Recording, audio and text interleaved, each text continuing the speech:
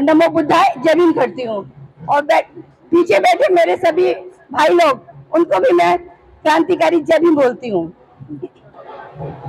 जैसा कि आज सभी को मालूम है, आज हम लोग इकट्ठे हुए हैं माता रमाबाई के जन्मदिन के लिए।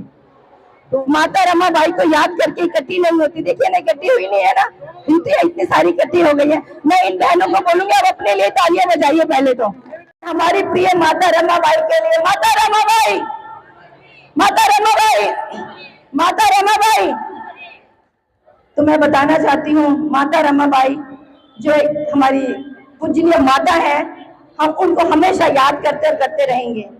उनका जन्म 7 फरवरी 1800, सभी उनके उनके मम्मी की पहले डेथ हो गई और उनके पिताजी की भी, और अकेले रह गए। तो उनके मामा उनको एक बॉम्बे में लेकर आ गए, वहां आ गए। तो वहां उनकी शादी के लिए चर्चा हुआ, तो वहां उधर बाबा साहब के लिए भी उनके पिता उनके लिए लड़के देख रहे थे। तो इनसे बातचीत हुआ, तो रमाबाई जी का इनके साथ संबंध हुआ और शादी इनकी हो गई। इनकी शादी हो गई। शादी कैसे हुई थी? मछली बाजार था, उसमें एक छोटा सा थरा था बिल्कुल, और नीचे बहुत गंदा नाली बह रहा था, उसके ऊपर इनका शादी दोनों का हुआ था। और वहां के थोड़े से लोग थे जिससे उनका, माता रमाबाई बाबा साहब के साथ घर में गई, बहुत ही मतलब ठीक था, जैसे भी था ठीक था। तो उसके बाद उनका धीरे धीरे उन लोगों का संघर्ष चलता रहा। बाबा साहब की 14 साल की उम्र थी और उनकी 9 साल की थी जिसमें उनकी शादी हुई। बाबा साहब अंग्रेजी शिक्षा ले रहे थे। तो बाबा साहब कब शुरू से बचपन से ही था, जैसे उन्होंने देखा था उनके साथ बचपन से ही था कि बाहर उनको बाहर बिठा दिया जाता था क्लास से बाहर अछूत समझकर। तो उनके दिल में उसी से जागृति थी कि मेरे को ये संघर्ष करना है कि हमारे साथ ये संघर्ष क्यों है, भेदभाव क्यों है। वो अपने पापा से, अपने पिताजी से जिक्र किया करते थे कि मेरे साथ ऐसा क्यों करते हैं, मुझे क्लास से बाहर बिठाते हैं। तो बाबा साहब के दिल में ये बहुत ही अंदर दिल में पीड़ा बैठी हुई थी कि ऐसा क्यों। धीरे धीरे करके वो बाबा साहब को पता चला कि हम लोग ऐसे इसी माहौल के हैं, इसी जात से हैं, हम छोटी जाति के हैं। तो बाबा साहब ने अपने दिल में ठान लिया। उसके साथ उनका आपस में रमाबाई के साथ उनका काफी बैठना चलना बातचीत हुआ। तो रमाबाई ने कभी भी उनको किसी भी काम के लिए मना नहीं किया और हमेशा उनको शिक्षा के लिए और हर आगे बढ़ने के लिए हमेशा प्रोत्साहित किया उनको, बाबा साहब को। तो इस तरह से बाबा साहब का ये जीवन चला। और उसके बाद बहुत ही ज्यादा तंगी में उन्होंने गुजारा समय। माता ये चल नहीं रहा है, हेलो, तो ये पकड़ो। तो माता रमाबाई और बाबा साहब ने ये प्रण किया कि मैं बाहर जाता हूँ। जब उनको एक वजीफा मिला तो उसके बाद उन्होंने सोचा कि मैं बाहर जाता हूँ और जब बाहर जाके इंग्लैंड जाके मैं अपनी शिक्षा अच्छा लेके आता हूँ।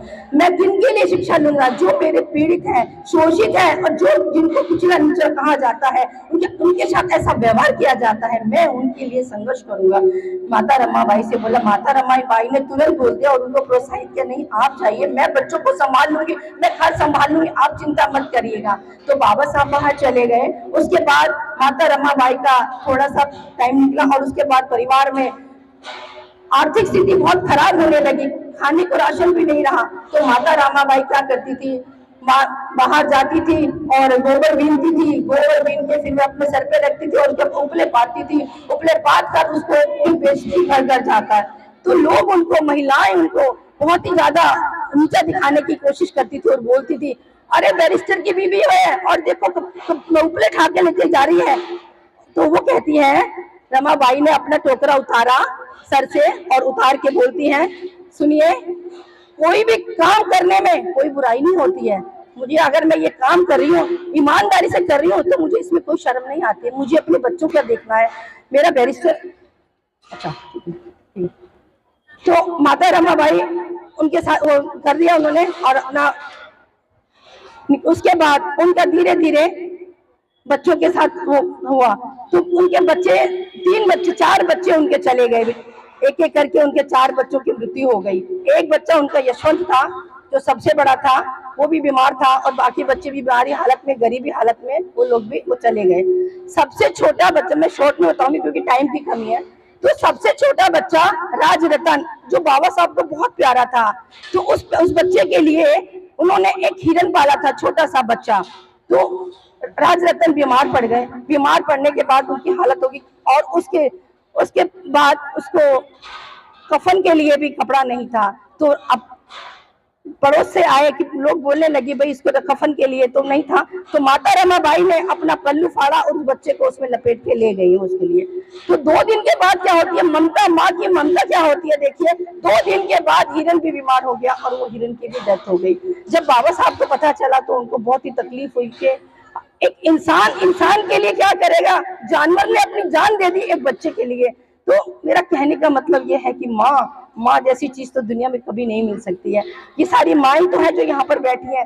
अब हम लोगों को धीरे धीरे पता चलता जा रहा है कि बाबा साहब का संघर्ष जो हमारे लिए क्या, बाबा का एक ही नारा था कि शिक्षित बनो, संघर्ष करो और संगठित रहिए। ये संगठन की निशानी है कि शिक्षा प्राप्त की तभी आप यहाँ पर आई हैं और संघर्ष करते रहेंगे तो संघर्ष में भी हम लोगों का इकट्ठापन दिखाई देता। मैं बहुत शॉर्ट में बोल रही हूँ, बहुत बहुत धन्यवाद आपको।